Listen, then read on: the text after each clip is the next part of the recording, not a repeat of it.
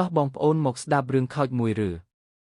មានបងស្រីម្នាក់គាត់ឲ្យឈ្មោះគាត់ថាស៊ុយណាគាត់ជាស្រីមេម៉ាយកូន3គៀតសូណាស់ម្នាក់ឯងចិញ្ចឹមកូនរហូតដល់3នាក់គឺគៀតប្រកបរົບដោយលុកកំហូបនៅឯផ្សារគាត់សូមអត់ប្រាប់ទីទាំងទេណាបងប្អូនគៀតលក់ពីព្រឹករហូតដល់យប់គាត់ធ្វើដំណើរតែម្នាក់ឯងទៅជារៀងរាល់ថ្ងៃដោយជិះម៉ូតូគាត់ធ្វើដំណើរតែម្នាក់ឯងទៅជារៀងរាល់ថ្ងៃហើយកូនទី1ធ្វើការនៅខេត្តហើយកូនទី2រៀបការរូបទៅនៅខាងប្តីចឹងរាល់ថ្ងៃគាត់នៅតែពីនាគកូនពើទេសូមបញ្ជាក់ថាគាត់មានកូន3នាគកូនបងគឺកូនប្រុសហើយកូនទី2គឺកូនស្រីដែលរៀបការរួចនឹងកូនពើកូនប្រុសរាល់ថ្ងៃនៅពីនាគកូនចឹងរឿងនឹងគឺគាត់ថាថ្ងៃមួយគាត់បានលក់ដល់យប់